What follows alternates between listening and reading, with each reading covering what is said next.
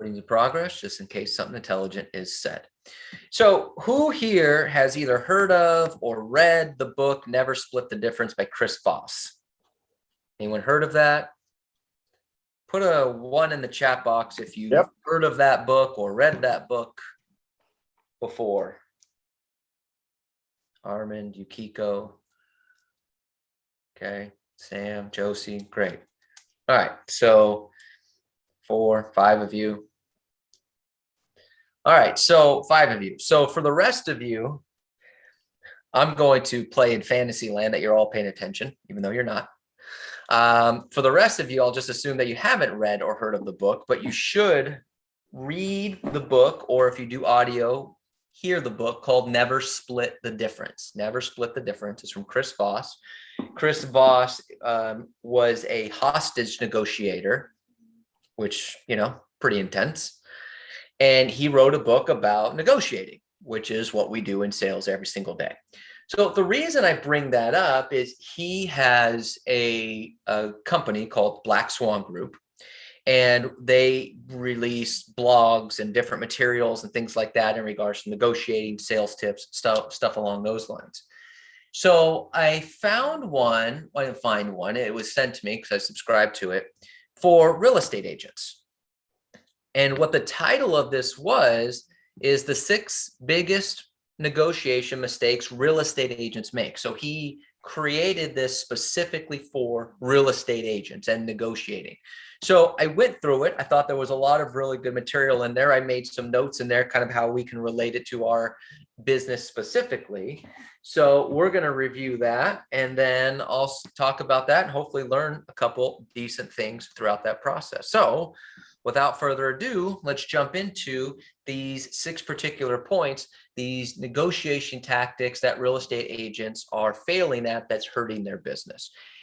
He didn't say if these are written down in any particular order of importance, so we're just going to go through them as the way they're written and then discuss it as so. So mistake number 1 in negotiation for real estate. Mistake number 1 is this: not believing that you're worth it. Not believing that you're worth it.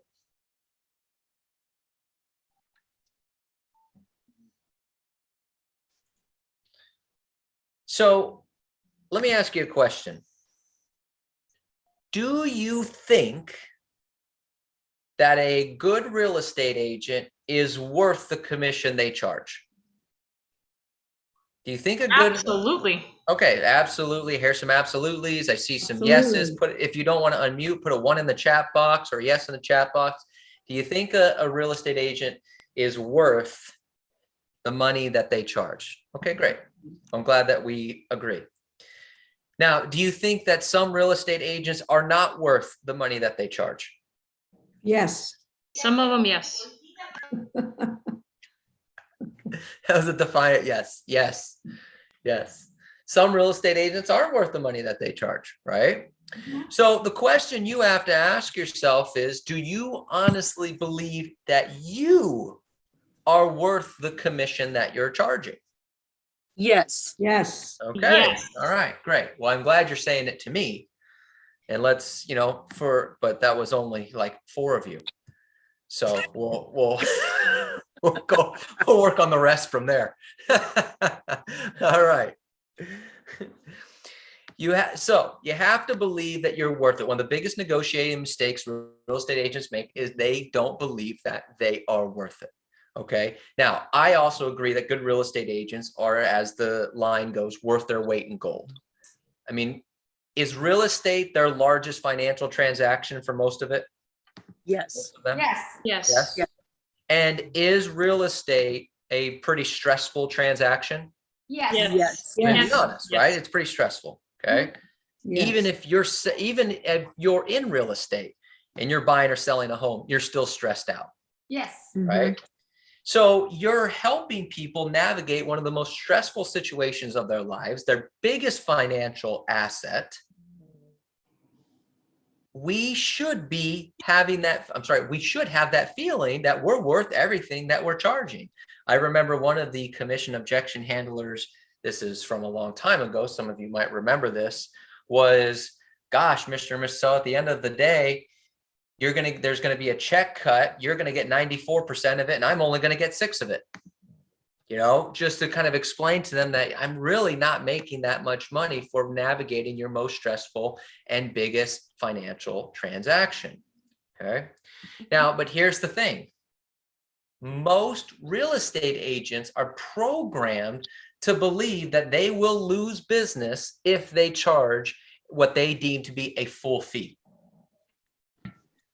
They'll lose business because there's always somebody cheaper. Well, let me ask you something. Can you always find a cheaper hotel than the Ritz-Carlton? Yes. Now, if you go to the Ritz-Carlton and you say, hey, look, I have a quote here from Motel 6. And Motel 6 says they'll give me a room with a full bed, color TV, shower, the whole thing for $100 a night. Is the Ritz-Carlton going to say, all right, fine, we'll cut our fee. We'll give you $100 a night for the room? Are they going to do that? No way. No. No way. No way. No. Now, if you don't believe me, I encourage you to try it because I would love just to see that situation go down. Please record yourself doing that. Okay? Don't do that. Don't do that. Because they know that they're worth it. Same thing if you were to go to Mastro's, right? Steakhouse in Beverly Hills, or pick whatever steakhouse, and you go, well, I went to Denny's and here's a coupon from Denny's. They'll give me steak and potatoes for $12.50. Your steak alone is $50. Mastro's is not going to say, all right, fine. It's not going to happen. But yet a lot of real estate agents, the client goes, well, I talked to Joe Smith, and Joe Smith said they would do it for 3% total. And what do most real estate agents do? 6%. They cut their commission. They cut their commission because they're afraid to lose the deal. So instead of believing that they're worth what they're charging, whatever it is that you're charging, they try to cut the commission to match Joe Smith, who lowered their commission to 3%. And essentially you're on a race to the bottom. I want you to write this down. There is no reason to lower your fee. There is no reason to lower your fee.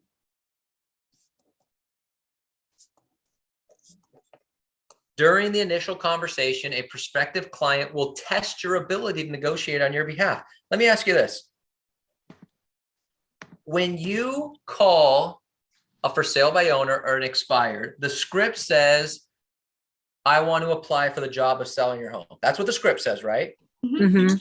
So if you're applying for the job, is it fair to assume then that the seller is looking at you as this is an audition to see who's going to get my listing? Is that fair to say?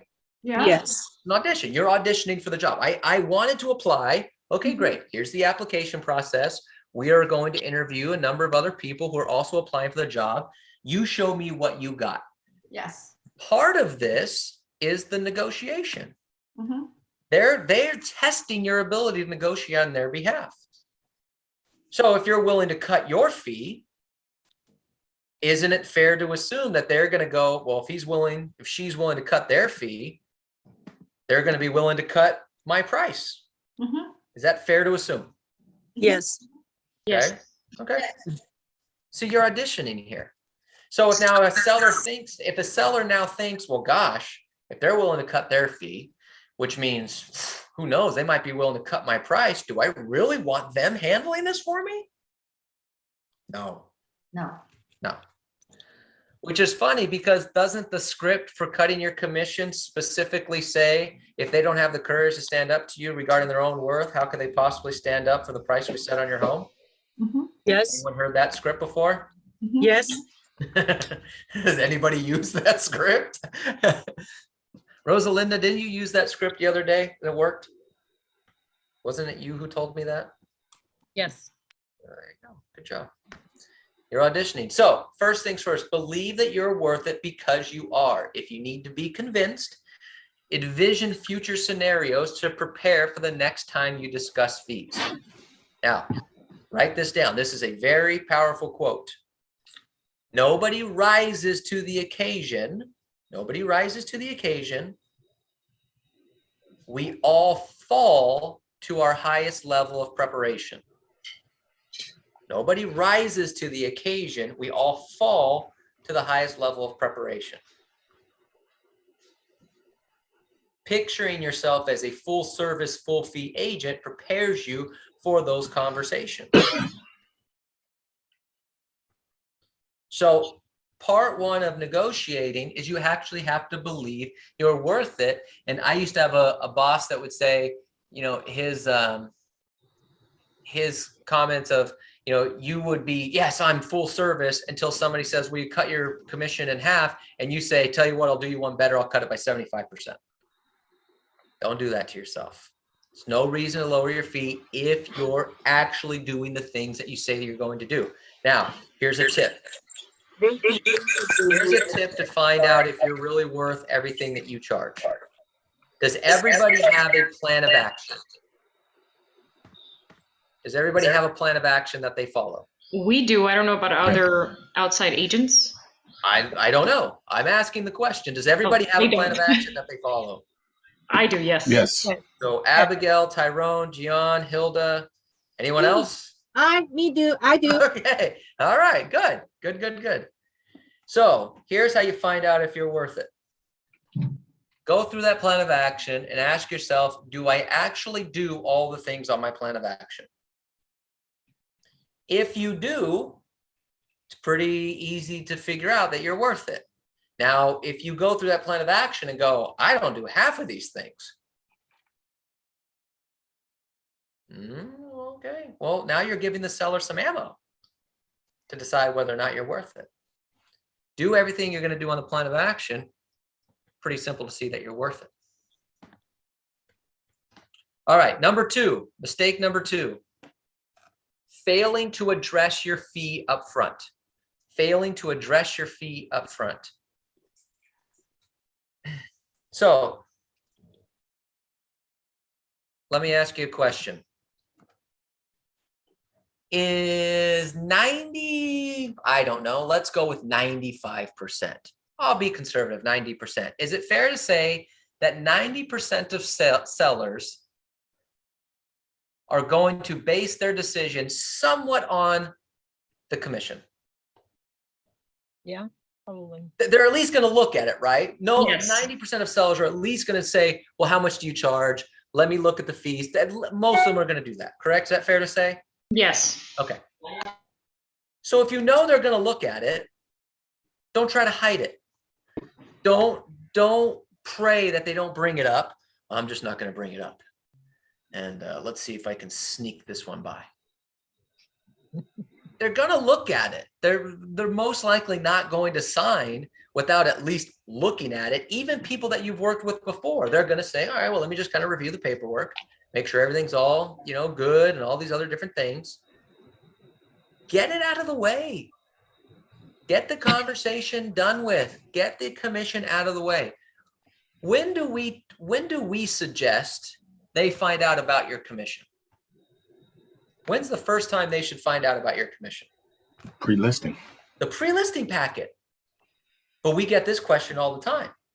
Well, Robert, do I really send the price and the commission in the pre-listing package? Yes.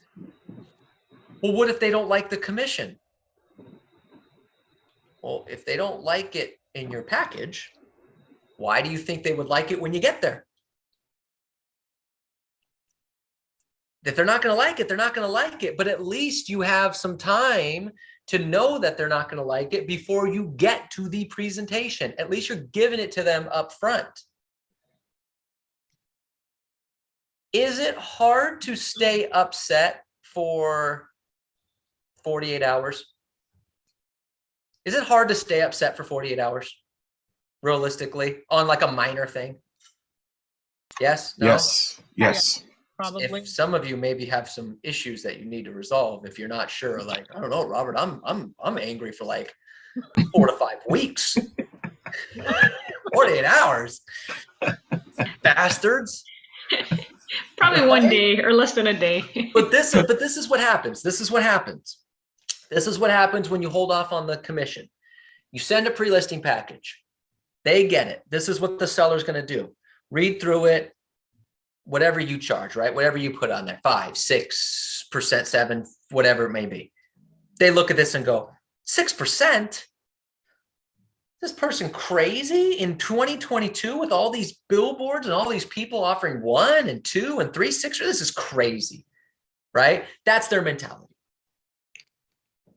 Now, the next day goes by, they're looking at this, they're here, now they're calming down, they're calming down, they're calming down. So then you come over, by the time you come over, they've gone from they're crazy to, all right, we're going to discuss this commission. We're going to figure this out. Now I have a shot. They've already got it up front. There's no surprises. Okay, I know you're upset about that. You know you're upset about that. Let's go over it. As opposed to hiding it, going to the listing presentation, and then at the very end saying, great, all we need to do is sign here. And oh, how much do you charge? 6%. 6%. Now I'm at the dinner table when they're at their highest level of annoyance. So what are the chances I'm going to get a listing signed when they're at their highest level of annoyance with me? Probably not very good, right? So let's limit the annoyance by getting that out of the way up front. Plus, let's be honest. If they're not willing to play the game, maybe you don't want to go on that listing presentation anyways. You call back and confirm, I saw your commission's 5%. I am not paying a penny over 1% total. I'll just sell it myself. Okay. What do you want? What do you want me to do? I'm not going to go there and take a 0.5% for myself and 0.5% for the buyer's agent. So get it out of the way. Get it out of the way. One of the things Chris Voss even suggests is that just being really upfront. Now, you take this for what it is. This is more of a driver personality. But he says you can even let them know up front, hey, look, we have a potential sticking point that I want to put on the table right now. My fee is 6%. I'm paying the selling agent 2.5%. So I mean, his thoughts is even, let's just get it out of the way. Now, you don't necessarily have to take that approach, but if you put that in your pre-listing package, what you're going to charge, they're going to figure it out. They're going to want to know. Don't try to get it out of there. But by doing this, what you're doing, okay, psychologically, what you're doing with the seller by confronting this head on is you prove that you're a calm, fearless negotiator who's not afraid to get their hands dirty. They're not afraid to, this is what it is, this is who I am, and I'm totally confident sending this to you, knowing that you're driving by billboards that show that you can get a listing agent for 1%. That's how confident I am. That's how fearless I am that I'm willing to just send this to you. Okay. The mentality should always be, now here's the thing, here should be the unspoken message in the tone of your voice. This should be the unspoken message in the tone of your voice when you're talking about commission. I'm solid. I'm fearless. I get along with people. And I'm worth the full price. That should be what's the unspoken message in the tone of your voice. So here's what I mean. They bring up commission. Well, how much do you charge? Well, I charge 6% and, I'm going to take 3. We're going to give the buyer's agents 3. No confidence in that. Or my all-time favorite. Well, I charge 6%, but it's negotiable. Like you just openly tell them that right away. I charge 5%, but it's negotiable. Go back and listen to some of these listing presentation videos that we've had in the past with Hal and Kristen and all these other different people. It's, I charge this, boom, boom, boom. It's just, so you got to watch the tone of your voice when you're talking about the commission as well. But get it out of the way. They're going to ask about it. Don't hide it. All right, mistake number 3, not understanding your value. Mistake number 3 in negotiation is not understanding your value.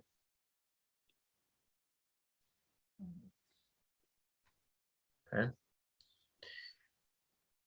So what some agents try to do when they're showing their value is they explain their marketing strategy, they explain their different credentials, they explain all their recent sales.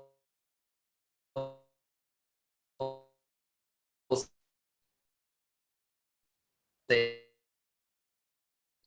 explain about all these other different explaining, you're losing. In other words, most people are not guided by facts, logic, and reason. What are most people guided by? They're not Emotion. guided by facts, logics, or reason. What do most people make decisions Emotion. on? Emotion. Yeah. Motion. Most people make decisions based on emotion and not just expressives. You know, some of you think, well, of course, expressives are highly emotional. Amiables are emotional. No, even drivers, even analyticals that are low emotion make decisions mainly based on emotion. Now, they might need facts, logics, and reasons and stuff like that with the process, but it's mainly emotional. So getting your highest level of commission isn't about explaining why you're worth it. It's understanding your value. There's a high probability that your marketing plan and your credentials probably aren't much different than the next agent on paper. Would you agree with that? That on paper, your marketing plan and credentials are pretty similar to what other agents are presenting. Would you agree with that? Mm-hmm. Let me help you. Yes. 100%. Not to say that you don't have a great marketing plan, but on paper, here's what I mean. Here's what I mean. Do you ever notice, for those of you that are on social media, that every agent's number one?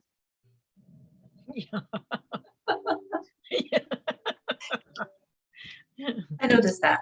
How is that possible? Every agent's number one. Okay, so how do I compete with that? Well, I could show, well, look, no, I really am number one. Well, but they said they're number one too. So I don't know. Okay, well, I guess on paper, I can't compete with that. Every agent's number one. Every agent, they don't ever put the year. They put award winner. They got some award. They don't put the year. Might have been an award from 2003, 2006, 2007. They don't put the year. Well, yeah, but this person is a national honoree for, you know, the top 1% of so-and-so agents. Win. I don't know. So it's hard to compete marketing wise with people that can just put anything they want and you can't really argue with it. Well, what do you mean you're the number one agent of what? Well, I'm the number one agent of 22240 Cohasset. You're right. God damn it, you're right. You really are. That's true. I mean, so it's like you can't argue with the marketing. Say, I guess they are number one in that particular address, you know? And then on paper, everyone's got these really colorful flyers. I do all this marketing. It's going to go out to all these websites and all these other different things. So it's tough on paper to show that your marketing is so much better. Okay. It's really tough to do.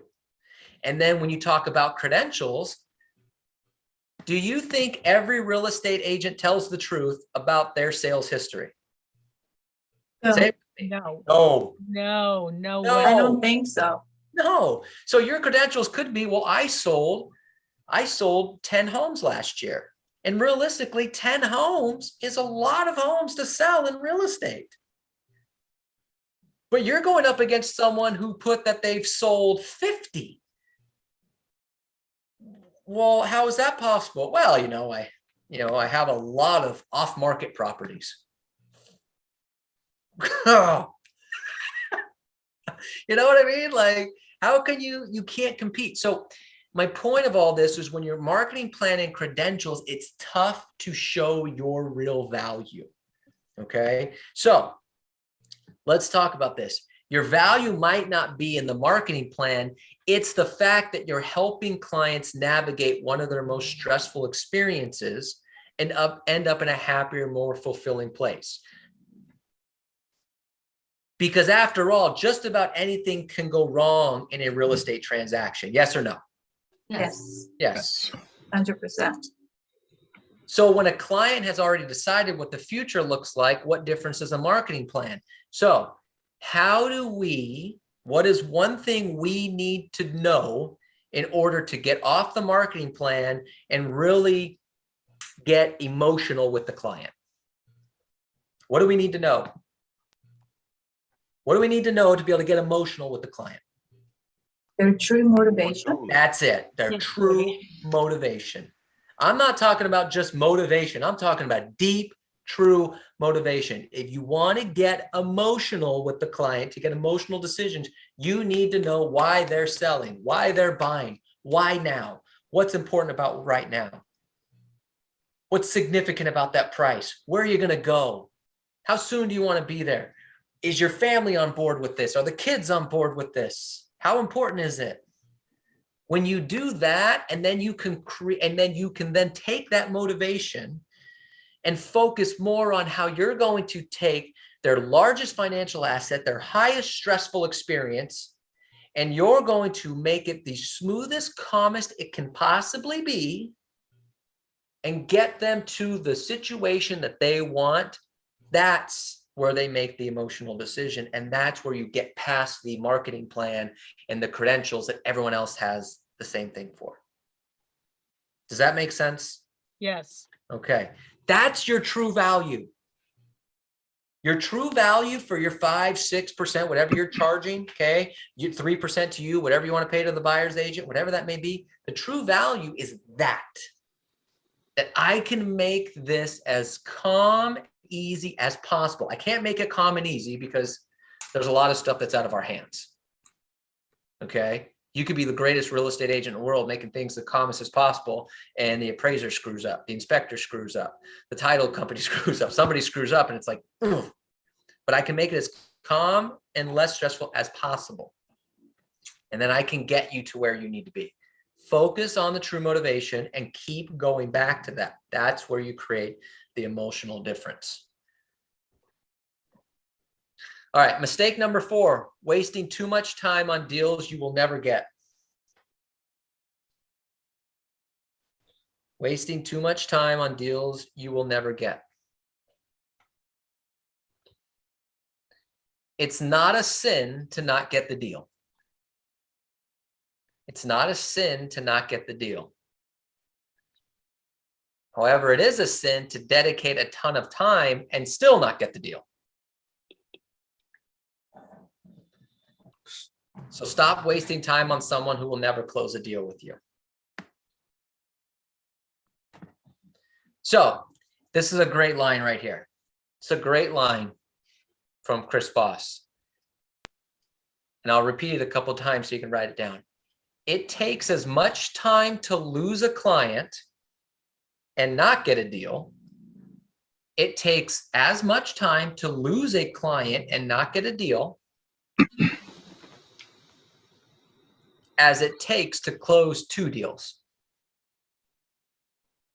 It takes as much time to lose a client and not get a deal as it takes to close 2 deals. Or said another way, you could spend your time chasing a client who's on the hook, but won't ultimately lead you to a payday. Or you could cut them loose, optimize your approach, and close 2 different transactions in the same amount of time.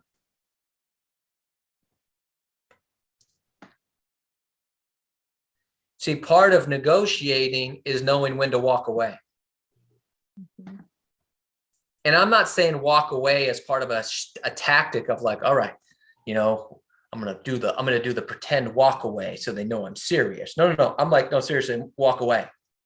Some deals are not worth it because some deals are not going to close. Well, you know, Robert, they've been expired 3 times, but I think I'm the one that can finally get them. Okay. I'm not trying to be mean to you, but I don't have a lot of faith in you getting that, closing that transaction. No, I'm telling you. Okay, are you pricing it correctly? Well, no, we're still a little bit overpriced, but I think after a few weeks, we can finally get them down to the right price. Okay. So you're following up on this person, you're doing lead follow-up, you're door knocking them, you're sending them emails, you're setting them up on automatic campaigns, you're going on the presentation, you're trying to negotiate the price, you're doing all this time, effort, and energy for people that are either completely unrealistic or never going to do a deal.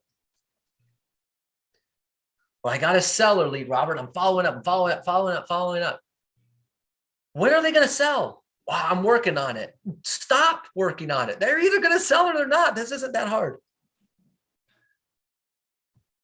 Are they going to sell or are they not going to sell? Figure that out sooner. Because all the time and effort and energy you're spending on some of these deals is taken away from more deals that you could do. Or I like how Tony Smith said it one day when he said, have you ever had a 1-year anniversary with a lead? Who gets who flowers? You know, but we have it. And sometimes some of you get annoyed with me on coaching calls every so often because I'll say, tell me what's going on. And then you'll start jumping into leads. And I'm like, no, I want new leads. Tell me about new people. And you want to tell me about how you followed up on this lead that you've had for 3 months. And I just say, I want new people. Who do you got new? At some point, you got to cut them loose. Part of negotiation is being able to walk away when you know it's not going to work out. So there's this kind of neat little thing. This guy, Joe Polish from the Genius Network, believes there's 2 types of people you can work with. There's 2 types of people you can work with. And he labeled them as half people, HALF, or ELF people, ELF. Half people stands for hard, annoying, lame, and frustrating. Hard, annoying, lame, and frustrating. And ELF people stands for easy, lucrative, and fun. Half, hard, annoying, lame, frustrating. ELF, easy, lucrative, and fun. Now, here's the thing. Every single one of you has access to both people. The difference is some of you find the half people and decide, I'm still going to spend a ton of time with them because maybe I can convert them.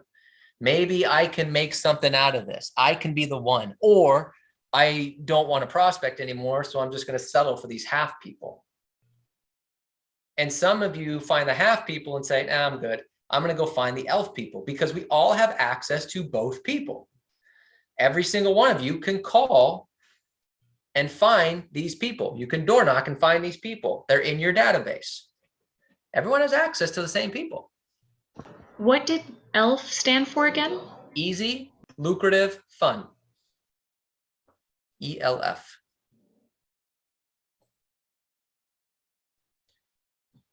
And when you're working with, now, let me ask you this. If you're working with hard, annoying, lame, frustrating people, are they going to grind you on commission? All the time. All the time. And that's what's going to get frustrating about negotiating. So you need to decide the type of people you want to work with. Now, let me preface it. Now, let me step back here for a second. For some of you, this is going to be harder than others because of where you're at in your career. Here's what I mean. Some of you might be at a stage in your career where you have enough business coming in from your database, or you have enough other sources of business where you can totally get rid of every possible lead that you don't think is any good because you have enough business coming in. Some of you might be at a point in your career where it's like, hey, look, I don't really have a database. I'm building my career, so I have to at least entertain some of these half people. You have to decide what's best for you, but you need to, at some point, make a decision to work with people that you're going to have a better chance of closing a deal with. All right, mistake number 5, 2 more. Mistake number 5, as it says, beating around the bush. Beating around the bush.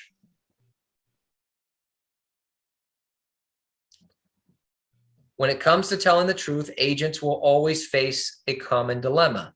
If I tell the truth, I'll lose business because another agent will fudge the truth. Be honest. Have you ever been a little bit concerned that you would lose a deal because another agent would kind of alter the truth a little bit? Have you ever been concerned about that?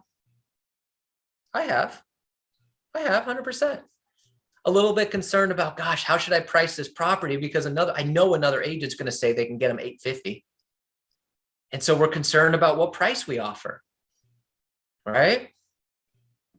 We're concerned about, different marketing things or things like that. We're concerned about how we should advertise ourselves because we think another agent might fudge the truth a little bit. Okay. But the reality is the best agents consider truth telling to be a core principle. They understand that people want to hear the truth and deliver on those expectations. That said, how you tell the truth matters, right? How you tell the truth matters. People do want to hear the truth, but they don't want to be hit with a brick in the face. So it's all about your tone of voice, your tonality, your upswings, your downswings. So let me give you an example. Well, the other agent, you're suggesting 850, but the other agent said they could get us 900. Well, that other agent's ridiculous. I mean, come on, 900. There's no way your home is worth $900,000. Well, that's really going to get the seller on your side. Come on, Mr. and Mrs. No way. Look at this place. Yeah, that'll do it. Right? They also don't want to hear you attacking another agent, that aggression. So you have to watch your tone. Mr. and Mrs. Seller, okay, I understand, but can I tell you why that makes me a little bit nervous?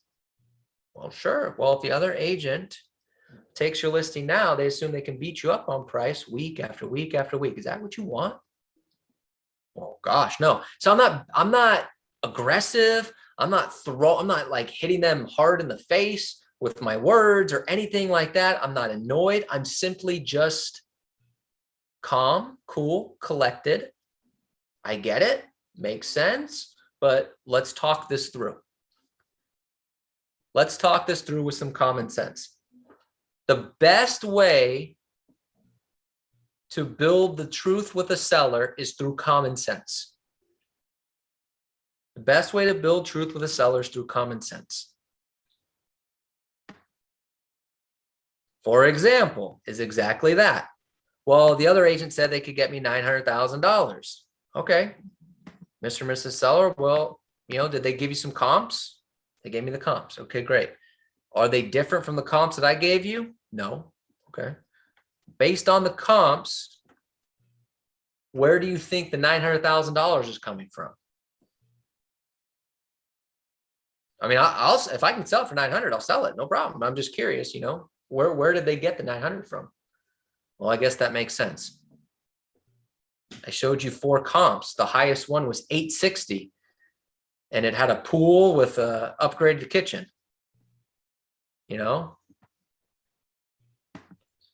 Common sense will do that, but it has to be calm common sense. Can't be aggressive. That's where you lose your negotiating. Is when you get too aggressive. You either fudge the truth or you get too aggressive. Because when you fudge the truth, here's what happens. What if the seller finds out? So now imagine this. Let's reverse the scenario. Agent 1 says they can get $900,000 for the seller because they're trying to get the listing. You come in and you tell the seller, okay, great, well, based on the comps, do you think you can get $900,000? No. Well, I'm curious, where did that agent get the $900,000 from? Well, I don't know. Well, why don't you ask him? And then the seller goes to that agent and say, hey, I'm curious, based on these comps, it doesn't seem like my home's worth $900,000. Where'd you get that from? Then now that agent's lost all their well, the market's crazy and this and that, and I think we could do this. And then you know what they do? They stutter and they stumble, and then they go, but you know what? I tell you what, I'll just do it for 1%. Lost all negotiating power because they lied. They fudged the truth, and the seller caught it. Just be openly and honest. No, it's not worth this much. Yes, it is worth this much. I think we can do this. I think we can't. Okay? When you have bad news, let's be honest. Do you sometimes have to deliver bad news? Okay. Yes. Okay. don't pretend that you're not doing that. Okay. If you have bad news, Mr. and Mrs. Seller, okay, first thing is I got some, I have some news that's not very great for you. Okay. Or I'm afraid that I have some bad news. And then you give them the bad news and then come up with a solution afterwards. But if you just try to beat around the bush, did the appraisal come in? Well, the appraisal came in. We're a little question on the value. So we got some things we got to work around first. Robert, what was the goddamn price? Right? We're beating around the bush. We're trying to soften the situation. The appraisal come in. Yes, Mr. and Mrs. Seller, the appraisal came in. Unfortunately, we got some bad news. It came in at $850, even though the price was $875. Okay. Here's what that means. Humans are incredibly resilient when they think bad news is coming. It's when they're shocked with the bad news is when people get defiant, when they get angry, when they know it's coming. Brace yourself, right? And then when you know bad news is coming, you typically think it's the worst news ever, correct? That's most human emotion. I've got some bad news. We go, oh, Christ. Okay, hit me with it. And then you go, appraisal came in $5,000 below, we'll work it out. And it's like, oh, well, that wasn't so bad. I was expecting you to say like, you found out that my house is on a sliding foundation, and we were going to have to like totally demolish it. Like, wow, you really jumped to that? But that's what people do. $5,000, nothing. Okay. They're resilient when they know the bad news is coming. They're defiant when they're shocked. Just don't beat around the bush. Be upfront.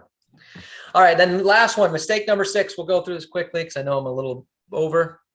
Not knowing whether you're the favorite or the fool. Not knowing whether you're the favorite or the fool. Okay.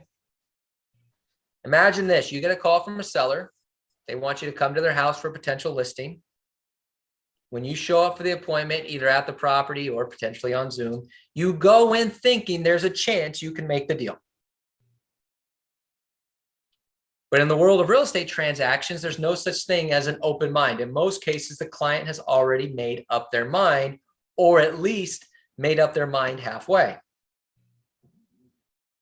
Okay. There's an old saying that tells us that if you don't know who the fool in the game is, it's probably you. So before sitting down for a long chat or driving to a property, you need to do some legwork to determine whether you're the favorite, the one who's likely to get the deal, or the fool, the one wasting time.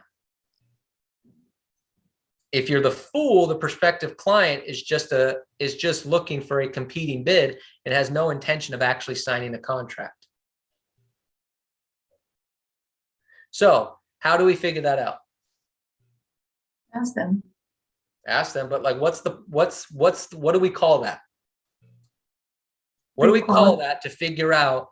Pre-qualify at the beginning. Pre-qualify. Yeah, qualify. When I go, come out tonight, Mhm. will you list with me when I come out tonight? No. Okay. No, I'm not going to sign with you. Are you planning to interview another agent? Yeah, we've already made up our decision. We've already made up our mind. We're going to work with a friend of ours. They've already helped us sign a bunch of other properties. Okay. Can I ask you a question? Sure. Why do you want me to go out there? Fair question to ask if the first 2 questions are, no, we're not going to sign with you and we're going to work with a friend of ours, instead of running out there and then finding that out. Pre-qualify. Help your negotiation process by pre-qualifying so you know if you're the favorite or the fool. Okay.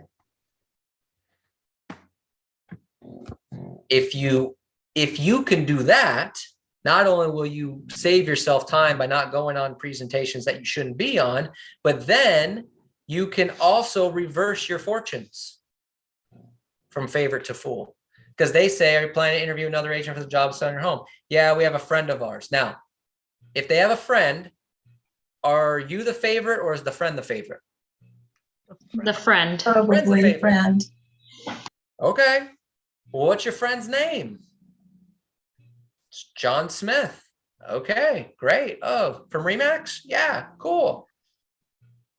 Now I'm going in not as the favorite, but I look up John Smith's track record and realize that John Smith hasn't sold anything in 2 years. And then I give them my track record, which 1 is better than 0 if you've only sold 1. Mr. and Mrs. Seller, John hasn't sold anything in 2 years. I'm a little curious why you decided to go with them. So now I can reverse my fortunes from fool to favorite. Okay. But I can only do that if I ask these particular questions. So instead of saying yes to the next appointment that falls in your lap, ask for a 15-minute phone call first to pre-qualify. Are they just talking to you? Are they talking to other agents? How many other agents? When are they interviewing you? When are they interviewing the other agents? Why Robert. haven't you chosen an agent? Yes. That's a great point. I just did the pre-qualification for a listing appointment that I had this evening, and it turns out that he already had made up his mind. He was going to be selecting the other agents. So why even have me over? I mean, Right. if you already made up your mind. I said, obviously, Mr. Seller, I mean, you want a second opinion, right? No, not really. I mean, I'm going to, then why should I come on over? Why should I waste my time, my gas, my family's time, right? Yeah, exactly. Perfect example. People do that. Some people just want confirmation. Yeah, reassurance. They either want confirmation or that's like, well, I guess we should just have a second person. So at least we say we interviewed a second person. But you don't have a shot. Pre-qualify, find out. Don't go on a presentation if you know you can't get it. Also, by playing favor to fool, you can be a fool by simply going on a presentation, even though they're not interviewing anyone else. You could also be the fool by going on a presentation for someone who's not going to sell. Yes, we're interested in, we might be interested in selling our home. We run out the door, get all suited up. All right. I'm so glad I'm here. And then they go, well, yeah, we appreciate everything you do. And so when we're ready to sell it, we'll let you know. Well, what do you mean? Well, I'm going to be retiring this year. So we're probably going to be selling this in December. I'm so glad I'm out here on March 30th because there could possibly be no difference in the real estate market between now and December. So glad I spent all my time. That still makes you the fool. Okay. Questions on any of this stuff we went over today? I wish I would have taken this class at the beginning of my career.